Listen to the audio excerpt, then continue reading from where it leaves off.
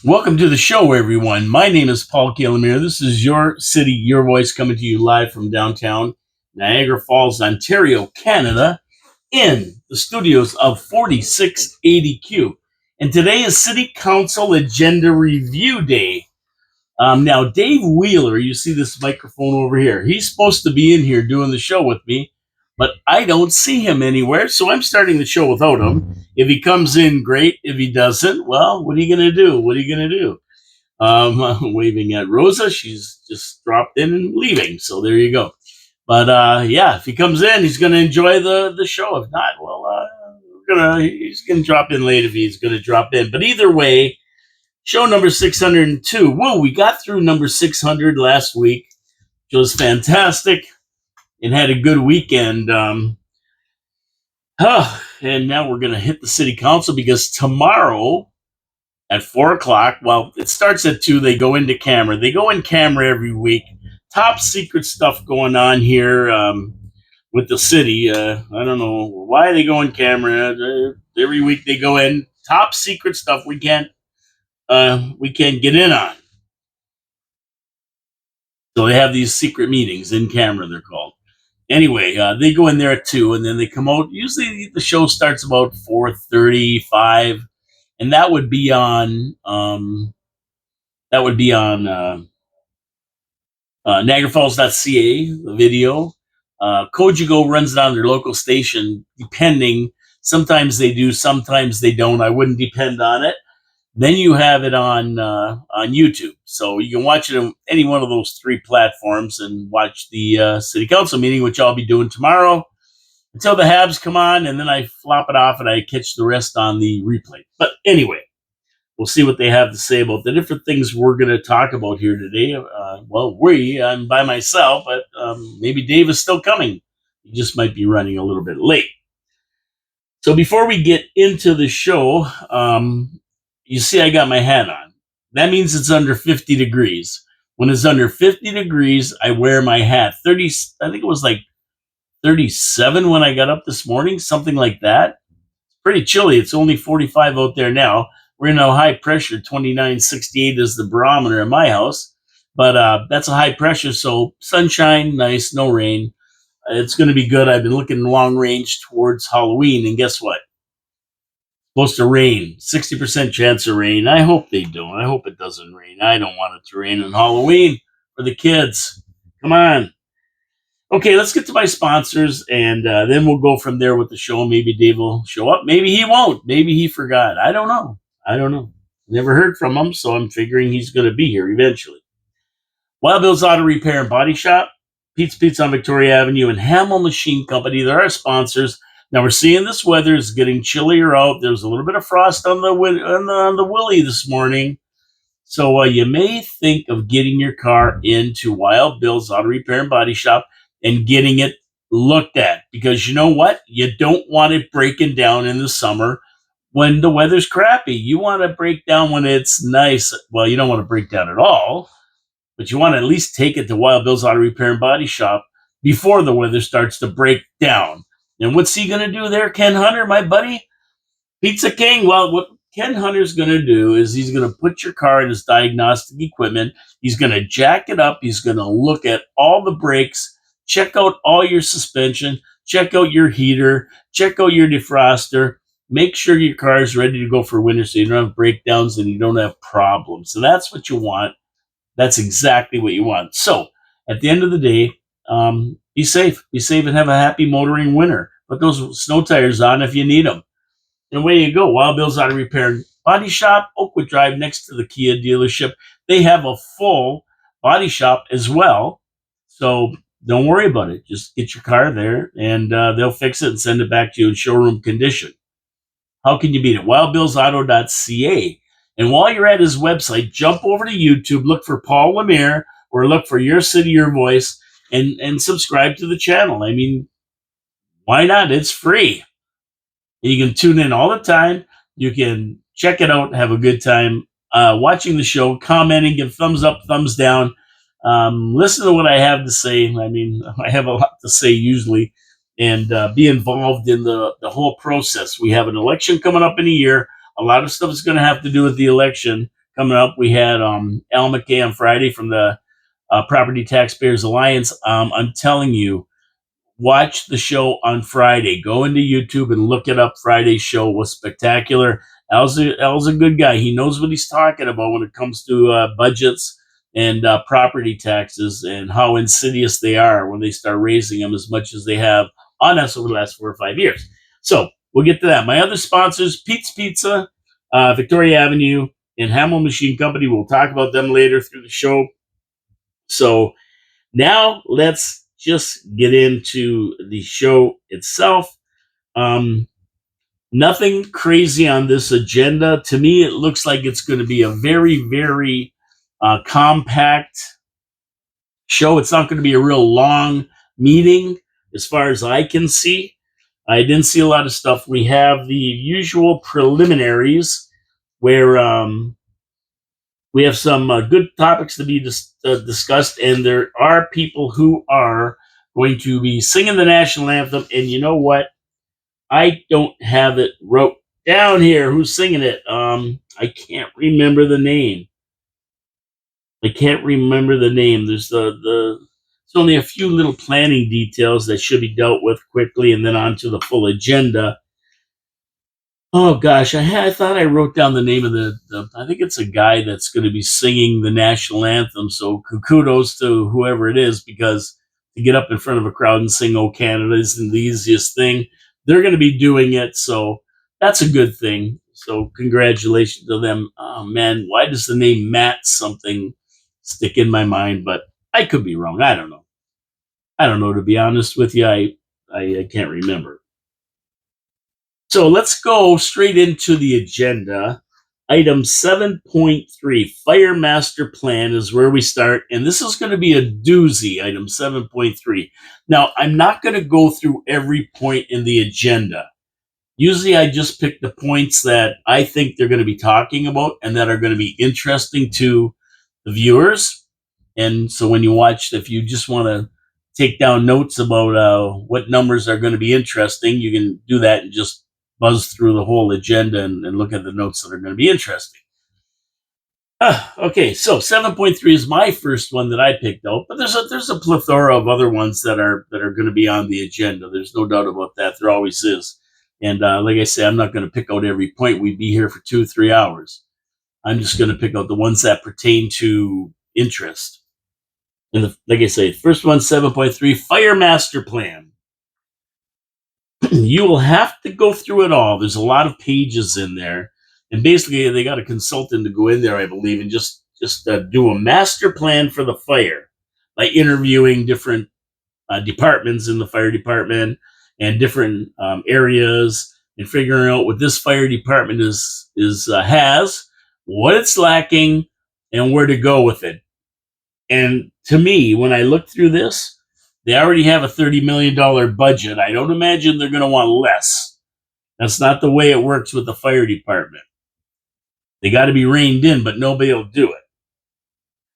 So through this master plan, it looks to me like the budget's going to have to be, oh man, maybe doubled 1.5 times over the next 10 years to be able to do everything they want to do.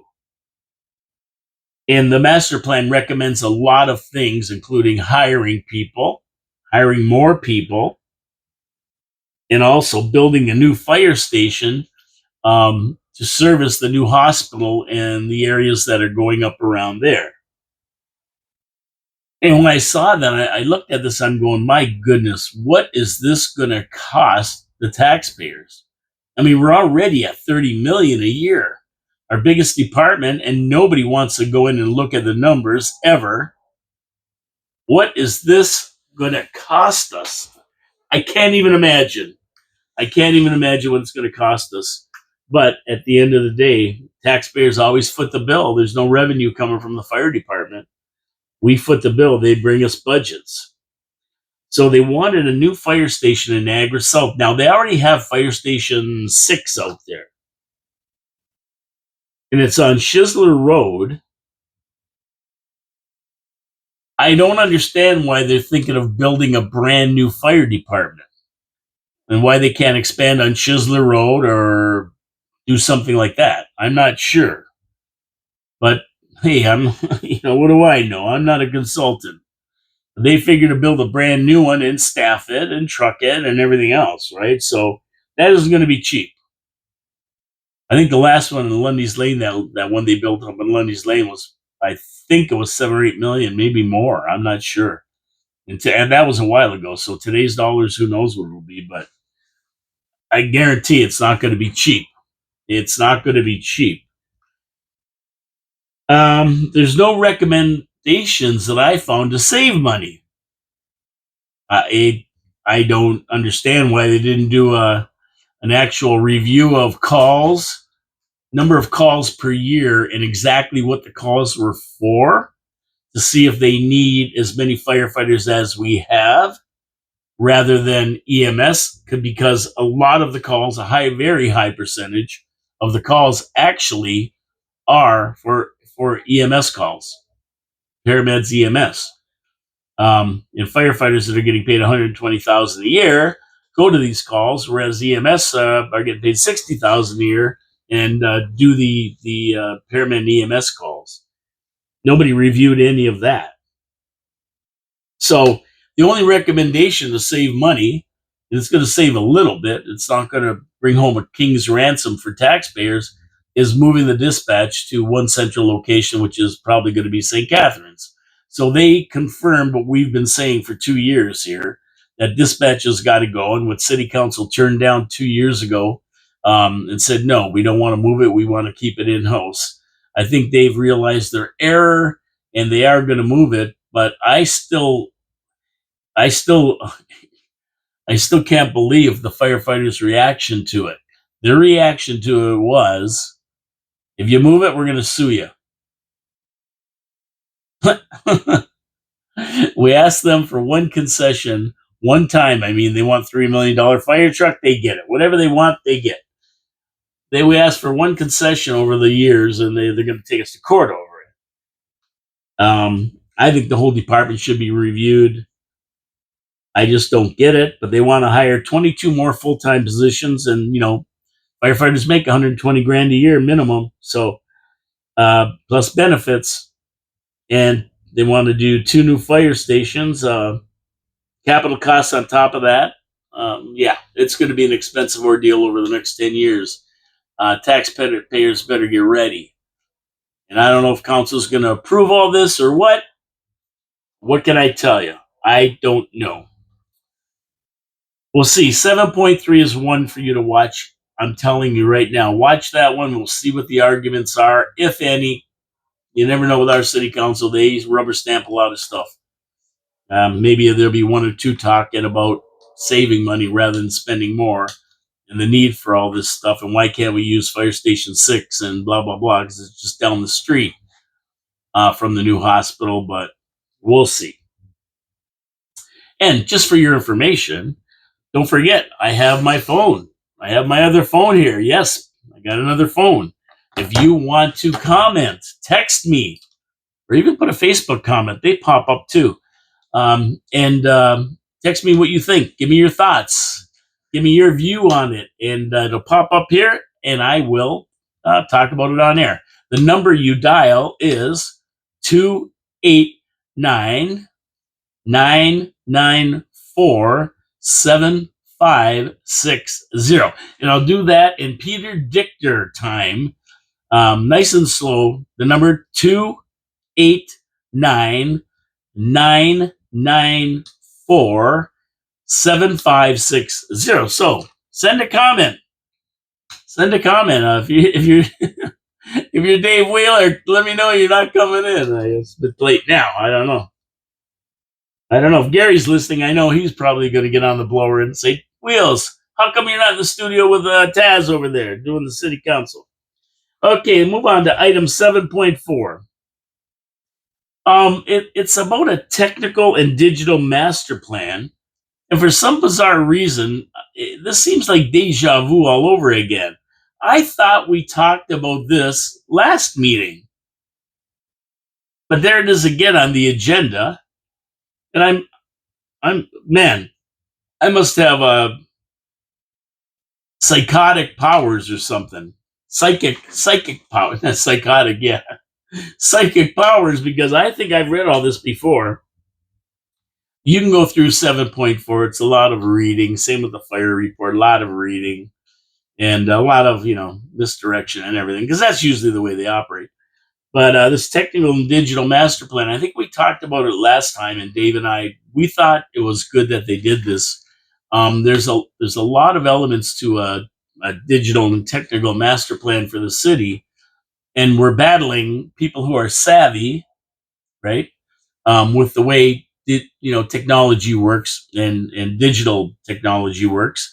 And there's people who are set in their ways, the way things are done. They don't like change in that. So these are some of the roadblocks to flipping it over totally right away. It's going to be a process as the city, Jason Burgess and staff get it implemented and then taking advantage of it. But um, digital and technological advances make a lot of jobs easier, streamline a lot of work, and we're jumping from spreadsheets and paper to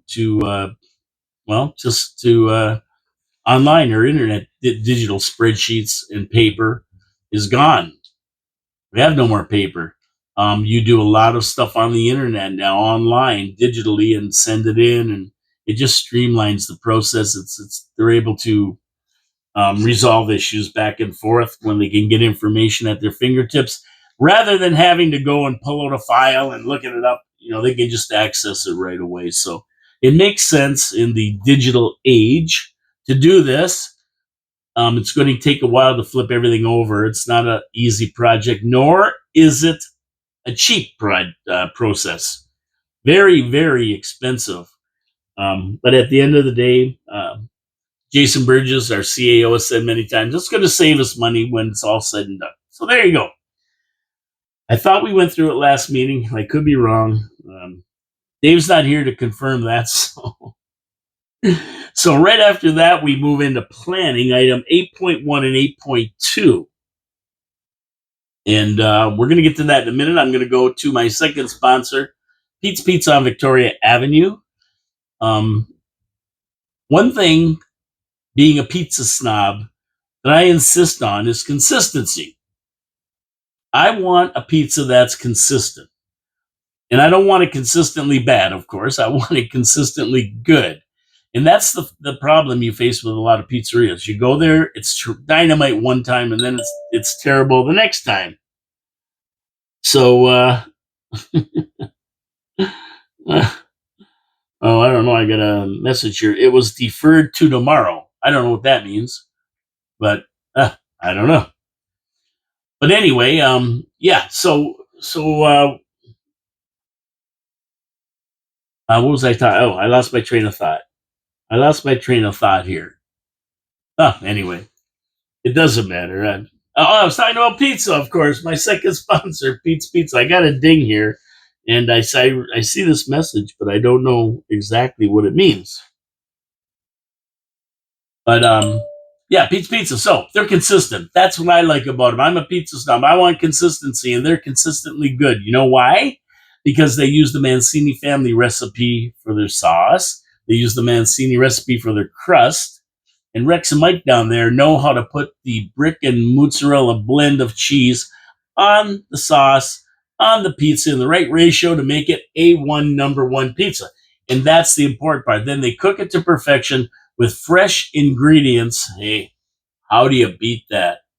How do you beat that? You can't beat it. If you want a pizza, call Pete's Pizza. They have great wings, panzerotti, steak and cheese poutine. They have it all. Let's face it. Now, at the end of the day, all you have to do is dial 905-374-2222 or go to Pete'sPizzaVictoria.ca. You're going to see everything they have to offer. You're going to see the phone number for the new location on Kayla Road in Thoroldstone for the northwest part of Niagara Falls. You get to enjoy good pizza too. Pete's Pizza Victoria Avenue support our sponsors. They support the show. Thank you so much for tuning in, and thank you so much for supporting our sponsors.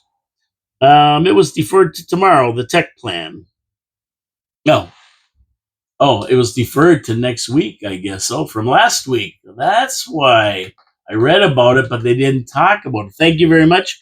I'm not sure exactly who sent that in. But thank you very much. So I knew we talked about it. I read about it, but last week it was deferred to this week. So we're going to hear about it. Item 7.4. Thank you very much, whoever sent that in. I don't recognize the number, but we have listeners and they help me out when I need help.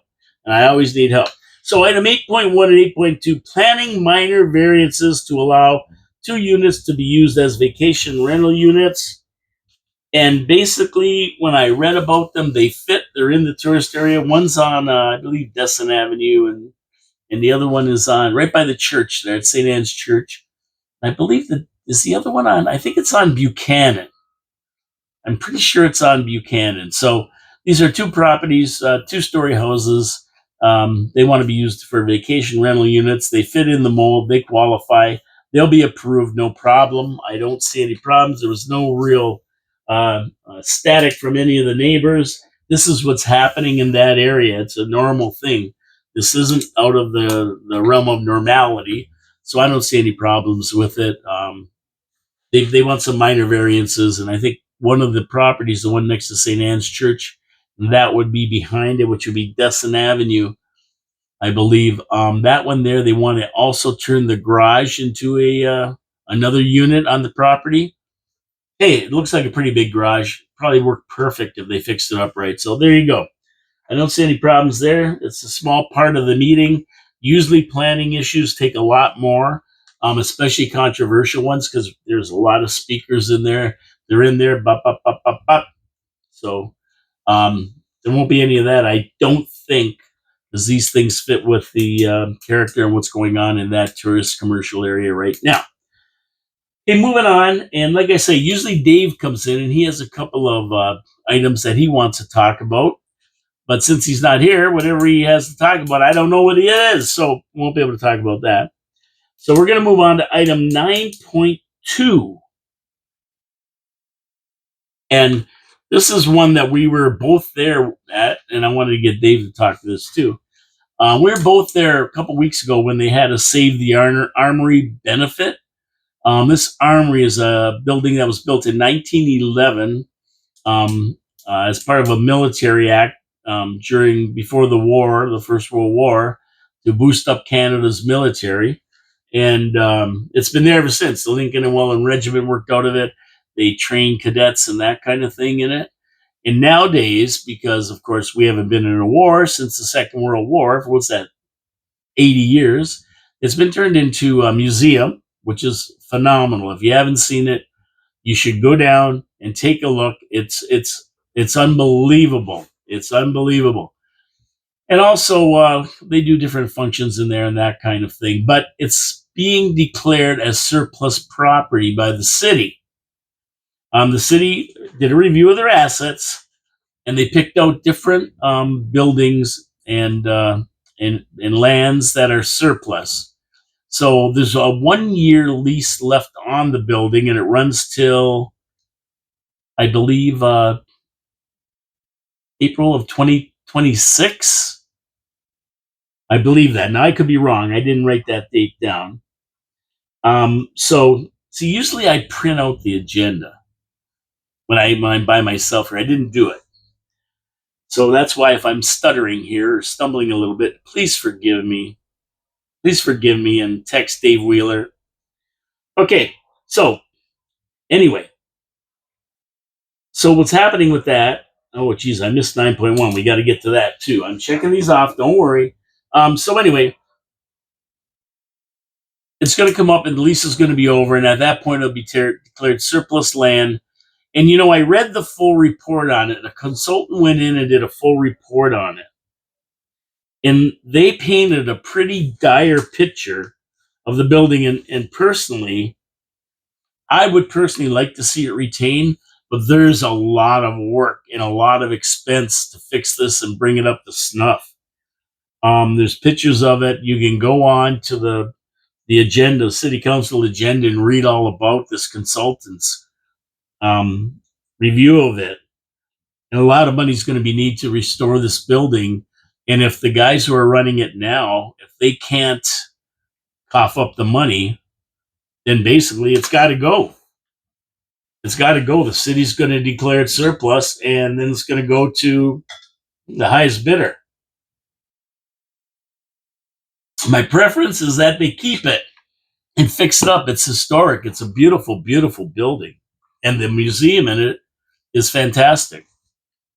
But at the end of the day, it comes down to taxpayer dollars. And if they can't raise the money, then it's going to have to go. Unless taxpayers want to cough up $500,000 or $1 million to fix it. I mean, the estimate is $367,000. That's just to get it in good shape. Now, maybe some private person with a few bucks will step up to save it and put the money in to refurbish it and keep the museum there and everything. I don't know. It's too bad a private person can't step up and fund the renovation and receive appropriate recognition for their business and their work. And I know if Dave was sitting here right now, he'd be saying the same thing as me. He'd be saying, we got to save this. This is historic. We don't want to lose it.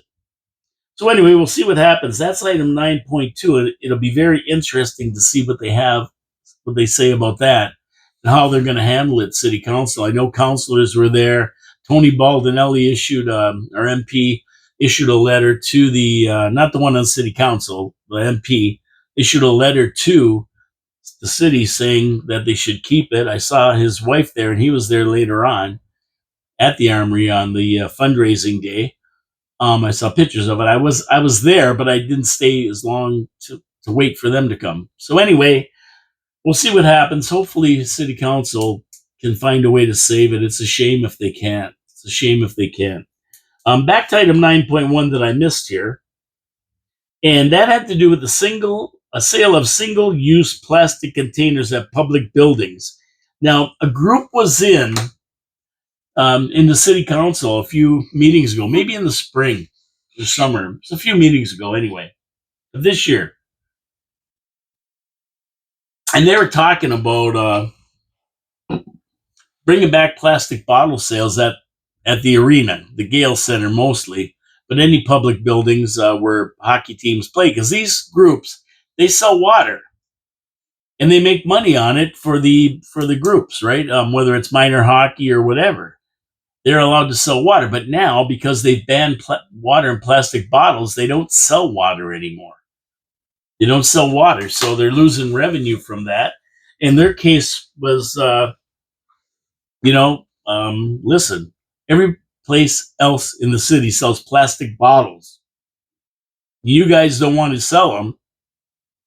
It takes revenue away from us, but everybody sells them. Yeah, they're all recyclable.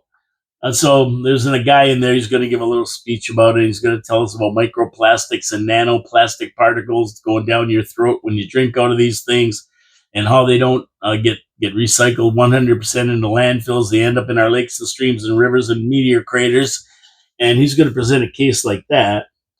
So it's called the Environmental Action Committee coming in to talk about it. And he's recommending they keep the ban. And I don't know, City Council is going to have to make a decision on this one. I say allow them to sell water to help them. You see, here's the thing. If we're not allowing them to sell water and make money, then they're going to have to raise the money, and they're asking for money from taxpayers. Somehow the taxpayers always get hit with the bill, no matter what. Whenever they ban anything, it's always us taxpayers who get hammered. Let them sell them. Let them make money for their groups. People throw them in the recycle. I mean, they're in a contained area. It's not like they're drinking them by a river, and when they finish, they throw the bottle in it. They're in the Gale Center or the Chippewa Arena or other buildings where there's recycles and everything else. So I just don't see the big deal in all this. They should allow it. That's my opinion. I know people won't agree with me because blah, blah, blah. But at the end of the day, that's what I think they should do. We'll see what City Council says about that one. I know it's pretty controversial, and the groups were in asking them, please let us sell them again and make money. I mean, they buy a case for $3.99, sell it for $1 a bottle, and they're making some decent money for the minor hockey or the cause that they're working with.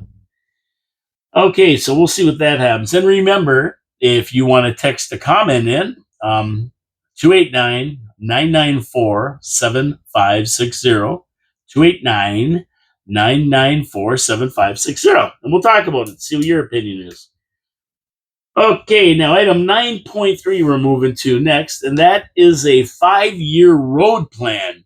So Eric Idle was going to get up there and give a presentation for council to ponder regarding the bad roads we have in Niagara Falls. Well, there's not much to ponder, Eric. They suck. And we have $20 million a year that we could put towards our roads, but we don't. We don't. See, that's my 5-year plan. What my 5-year plan? $20 million a year for 5 years, $100 million dedicated to fixing the roads in this one-horse town. That's what I would do. And everybody's going, oh, where are you going to get the money? Hey, guess what? Guess what? We have casino money coming in. And we have grants from the province and federal grants for roads and infrastructure. Let's use all that money, but put it towards that instead of $17 million walking trails and $25,000 concrete ping pong tables. Listen, there's nothing that can't be done if you really want to do it. And he's going to be spending who knows what to try to get these roads in good shape in the next 5 years plan.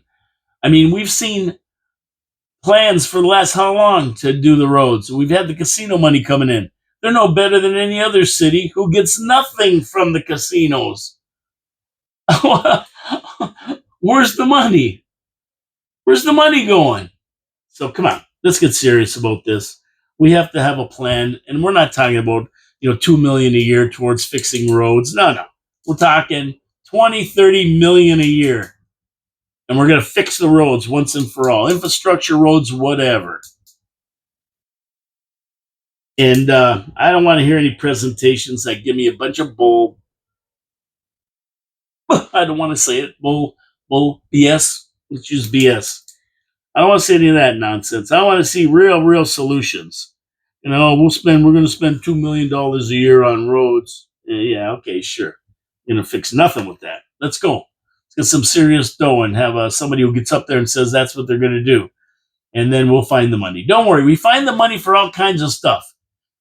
As a matter of fact, last year we found $10 million more than we budgeted. So the money's there. But you got to make a commitment to do it. And have the worst roads and take care of them quickly. Oh boy. I don't know. Eric Idle, Eric Nickel, our city manager, whatever he is. I don't even know what he is. I really don't care what he is. Get the job done. Let's go. Okay, from 9.3, we jump to 10.4. The Strategic Asset Management Plan. Now, this is something that was demanded by the province years ago, 2019, I think. And it's been undergo in process every year. We dedicate, I think, around 1% of the budget into it. So when we see our budget going up 3.9%, it's really 4.9 with that 1% towards asset management.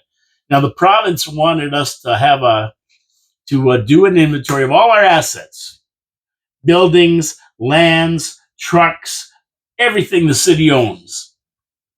Billions of dollars worth of crap. They wanted an accounting of them, itemized accounting of them. So, we figured it's going to cost this much money, and CAO Jason Burgess decided we're going to put this money away to be able to do it. It had to be accomplished by 2025. Check that box. We got it all done. Now we know what we have. And I think at the beginning, they were talking about amalgamation. And I think before they amalgamated, they wanted to see what every city had. They wanted every city to do a report to tell them what they had. So they know when they amalgamate what they have to work with. It never happened because of COVID, of course. So We still had to get this done. It's done. Check those boxes. Achieved. There's a lot to this, but it's mostly about maintaining assets the city owns, and actually initially was to have municipalities not only inventory all of its assets, but allow them to remedy any crucial situations, critical situations, have an understanding of exactly what they own, what's not needed, take steps to remedy any problem areas, and get rid of surplus property that we don't need, like the armory they're talking about, and like we'll talk about in another part of this thing here. But basically, we've seen it play out over the last 6 years, and it's all worked out good. Declarations of surplus lands that we're selling. It's a good thing, in my opinion. You should know what you have so you know how to deal with it. So, congratulations to city staff and city council for supporting this, and getting it done. I think it's very important. And now we're seeing that a lot of the stuff that we have can be let go for one reason or the other, which is a good thing. When you're selling property, you're saving money dealing with it, plus you're making money on the sale. So that's like another revenue stream. Saving money, not spending money is another revenue stream, like taking in revenue. So we'll see what happens with that. I don't think there's going to be a lot of talk about that. It's just going to be passed by because we're pretty well on track. There's not a lot to talk about unless they get into the some surplus lands that we're looking to sell that maybe somebody doesn't want to sell or anything like that. Item 13.1, letter of request for compensation to one Angelo Marino, owner of Dominion Body Shop, regarding a sewer line installation. They spent 35 grand, something like that. And Mr. Marino says that he was promised by the city that they would pay half. And the city says, hey, there's no paperwork saying that we were going to pay half. You're on your own, buddy. So they brought it before city council. Let the city council decide what they're going to do with Mr. Marino and his $15,000. And here I am again saying no.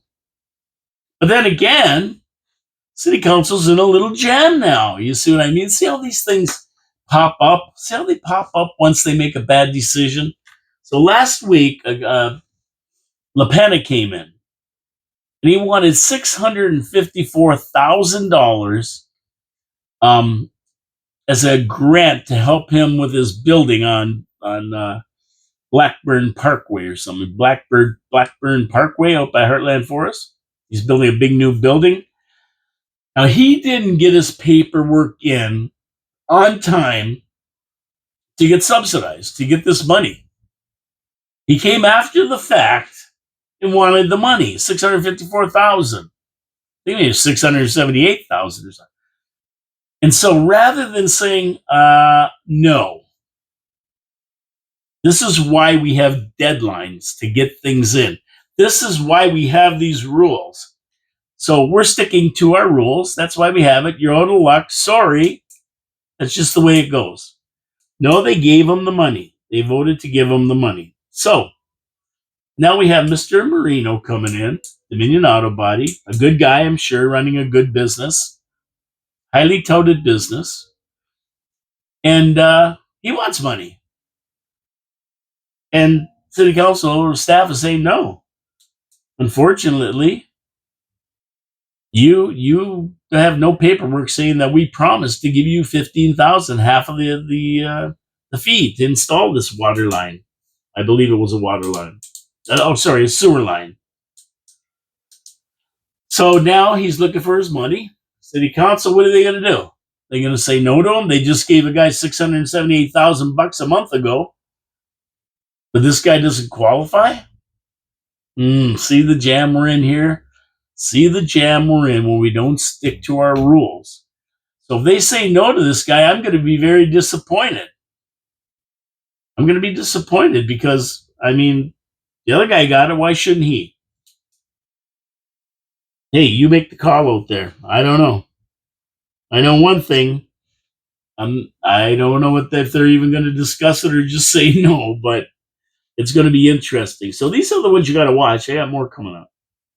Don't worry. So I'll go through the list of the ones you want to watch late at the end of the show. How about that? Item 15.1 now. Motion by Councillor Lococo to forget about speed cameras and look for alternative traffic calming solutions.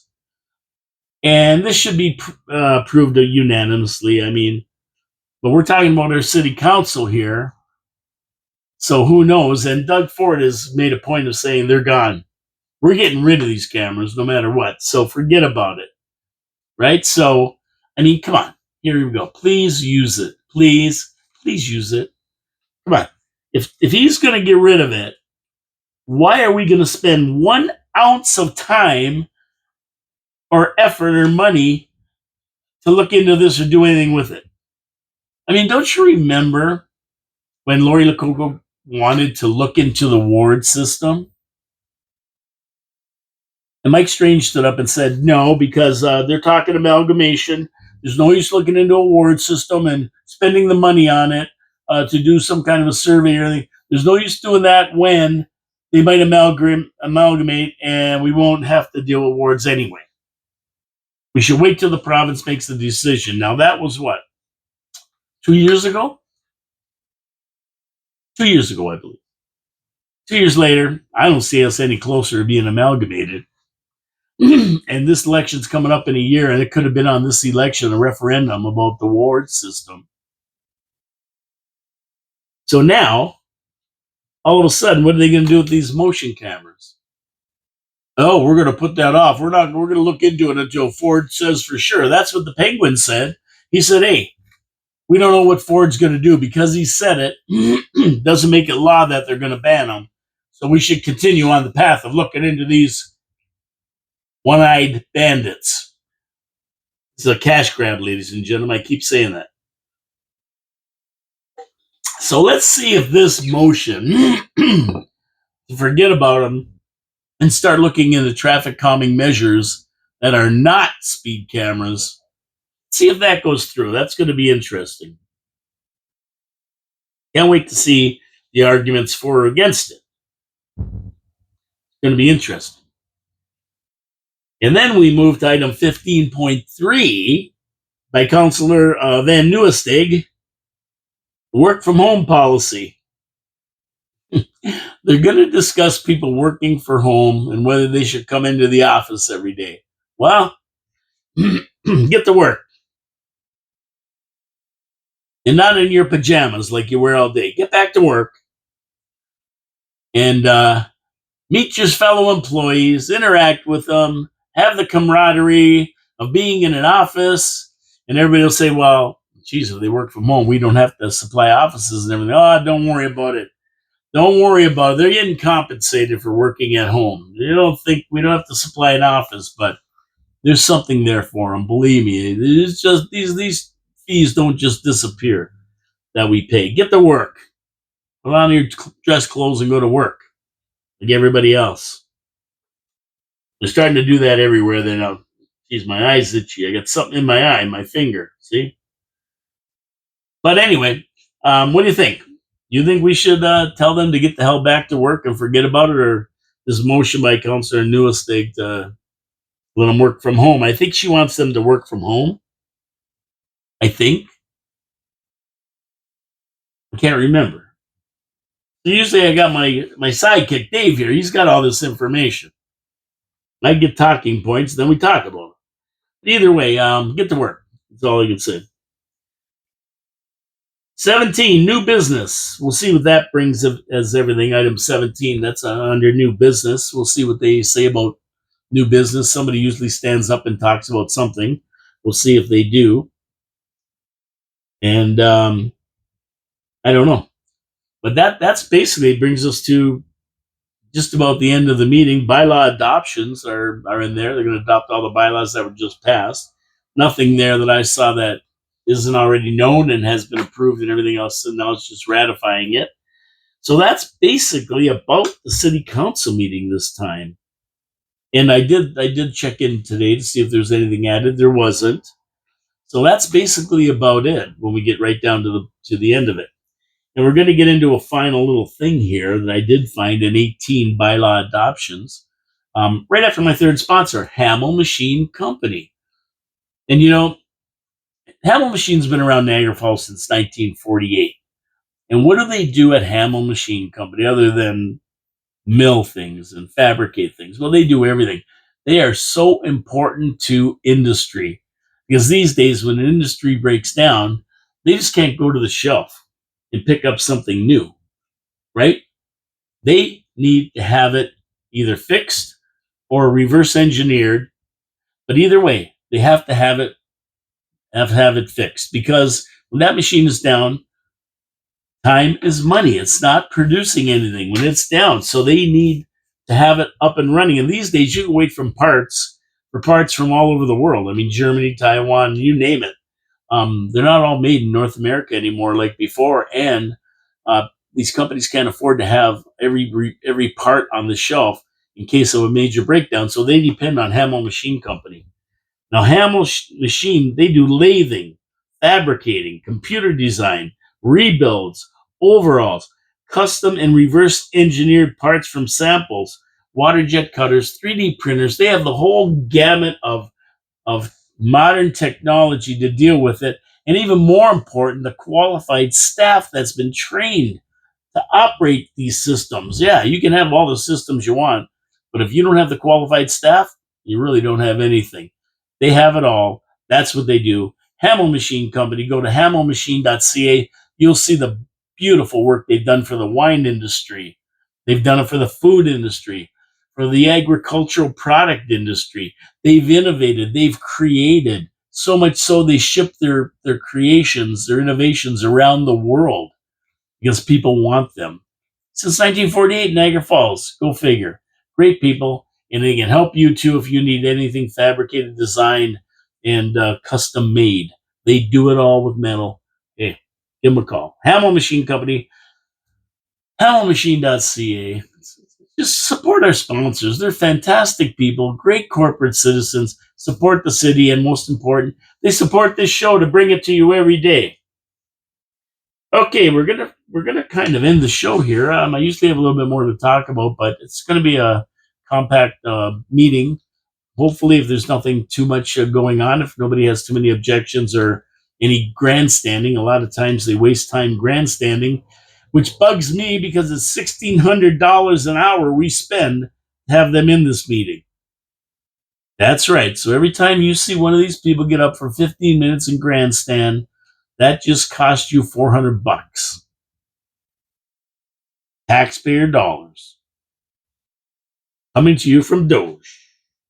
Okay, so the last thing I have on the docket here is in the bylaws, item 2025-121. And that, my friends, is a 2026 schedule of council meetings, which is interesting. I always like looking at that. And of course, we know that November 27th is the operations budget meeting coming up in a month. We're going to be looking at that. I'll be getting into that. Between now and then, we'll be talking about it a lot. And then when it comes out, we're going to go through it and see exactly what they're spending our money on, of course. Now, election day next year is Monday, October 26th, or on 2026. So 1 year from now. Today is the 26th, I believe. Oh, 27th, sorry. So 1 year, 364 days, and we're going to have an election. So this is why it's so important to tune into this show, to share the show, get it out to your friends, to see what people are talking about. To see what people are talking about, because it's very, very important. And I don't know where Wheels is. He just got a message here with his name on it. Congratulations on the 600 show, but he never showed up for 602. Anyway, so here we go. Tune in to the show. We got an election coming up. We don't want 27% of the people in this city to decide for the rest of us. We want to have our own picks on city council so they can work for us, not the 27% that show up to vote. So that's why it's important. Election day is the 26th, 2026. I said October 26th. Tuesday, November 24th, 2026 is capital budget day. A special meeting December 1st to decide on it. Now, the way these budgets work is that the mayor creates the budget. Now, that was changed with the strong mayor powers. They used to have staff bring it to council. And then Councilor Peter Angelo, was kind of like the finance minister, and he would get up there and talk about the budget. The mayor would sit it out. But now they put it on the mayor. He creates the budget and brings it to council. Now, we know the mayor don't create the budget. Staff creates the budget. The mayor looks at it with them and says, yay or nay. We have to make more cuts. We can't dupe the people for this much. They can only swallow so much. And finally, they come to a number that he thinks he can present to council, and council will pass it. Now, if he brings it to council and they don't like it, they'll send it back. Say, cut here, cut there. We do not want more than this much. To raise taxes more than this much. Has it ever happened? Well, like I say, they're coming in at 6%. It'll probably come in at 4 or 5%. They'll save you a percent and think they're doing you a favor, which you're really not. I explained that before with simple math, but that's what they do. So it'll come to council. Council look at it, then they'll probably send it back. But either way, they can approve it at that meeting or approve it at a December 1st meeting that they have. We'll see what happens sometime in December. So next year, it's going to be November 24th and a special meeting December 1st, 2026 to pass the capital budget. Then we get into 2027. That's when your operations budget for 2027 will take place. Geez, we haven't got the 2026 yet, and we're already thinking of 2027. But we have to. We have to be aware. We have to know what's going on when these dates are important dates, because they affect us every time that we talk about this. We're talking about taxpayer dollars, taking money out of your pocket. So it's very important that we're involved and we know what they're doing with our money. That's why I do this. Keep everybody aware and informed. Okay, so that's about it for today. To be honest with you, like I say, it's not a lot of planning, man. There's nothing really big going down. A lot of reading if you want to read it. There's a lot of reading for this fire master plan. You might want to look at that. I'd watch that argument right away. And item 7.4. I don't know if you'll be interested in that. The technical and digital master plan. It's kind of a droll reading, to be honest with you. Item 8.1 and 8.2, minor variances to planning. I don't think there'll be a lot of discussion on that, just simply because everything's cool with it. Everything's good. They just want to get it done. Item 9.1, plastic use containers in the buildings. You might want to watch that one. I'll put an asterisk beside that one, because that definitely involves people who think that they're saving the environment, and the other people who say that's a bunch of hooey. Every store sells plastic bottles. Why even worry about it? Item 9.2, to do with the armory. You may want to watch that one. I mean, this is a part of historic Niagara, and it's a shame if they get rid of it or that thing gets torn down in favor of what will probably be an apartment building. If it's got sold as surplus, somebody will buy it, tear it down, and put an apartment building in there or something. We know that's what's going to happen. So you want to save it or not? Where's all my historic guys, Christian Bell, and all the people who yell and scream about it? Where are they? Because it's going to happen if you don't say something. That's guaranteed. If you don't say something, it's going to happen. So let's hope that that we say something here, right? And try to save it if we can. I'm in favor of saving it. There's a lot of money involved, though, so I'm kind of torn because I realize taxpayers just don't have the money. I don't want to put this on them. Yet, I hate to see it go. It's a beautiful building, been there since I can remember. It's just so historic, and it has a tremendous museum in it. The 5-year road plan. That's going to be a real bunch of word salad and gaslighting there. I got to watch that because, when I watch stuff like that, I really start laughing. I just sit there going, BS, BS, BS. Actually, what I should do is just record it on my phone, BS, and every time he talks, BS, you just play it. It'll save me words, save my voice for the show. Strategic asset management plan. You can watch that. I don't know. It's kind of boring as well. But if you want to know what that's about, that's the thing to watch. Item 10.4. Compensation for Angelo Marino. Watch that one. That's going to be an interesting one to see what City Council does here. Considering they just gave away $678,000 last meeting. We'll see if they decide to put the boom on this poor Angelo guy and Dominion Auto Body, and we'll see what happens. Forget about speed cameras. That's always an interesting one. I've said they should just forget about it. They're not going to put it up. Doug Ford's getting rid of these one-eyed bandits once and for all. They're a ripoff. We know they're a cash grab. Let's do the right thing. That'll be interesting to see what happens. You can watch the back to work motion by Councillor Newestate, see what they come up with there. And that takes us right to the end. And that's about it. Other than that, there's not much to talk about. You got what I think. See what you think when it's all said and done, when the show's all said and done. It's too bad Dave Wheeler wasn't in today because he really brings a lot of insight to it. He goes through these things. He has a lot of different opinions than I do. It's always good to have his opinion on the show. Not sure what happened. I hope he's okay. Nothing happened to him because he's like clockwork. He's here, and he said he was going to be here. But look for him on November 11th because every November 11th, we do a Remembrance Day show.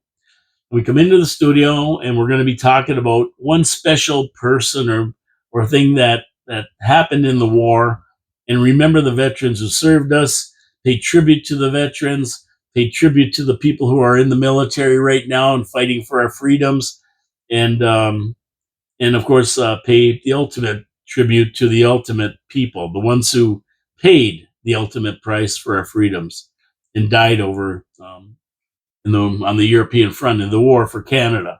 So that's going to be a good show. I can't wait. I always bring a Kleenex because we get choked up reading in Flanders Fields.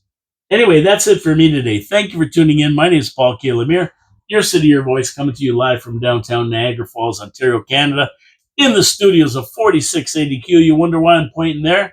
Because there's a big sign that says 4680Q. Support our sponsors. Please support our sponsors. They're really good people. They have local businesses, and they appreciate your support. Wild Bill's Auto Repair and Body Shop, Pete's Pizza on Victoria Avenue and Nell Kaler Road at Thoroldstone, and Hamill Machine Company. Go to the YouTube channel. Subscribe. It costs you nothing. Thumbs up, thumbs down, comments. I'll probably be talking about some of this stuff a little more tomorrow. I'll bring you an update if there's a change to the actual agenda. Sometimes they add things last minute. I'll take a look for you. And we'll talk about everything else in Niagara Falls that's going on in the area and in the world, of course. God bless you all. Be safe out there.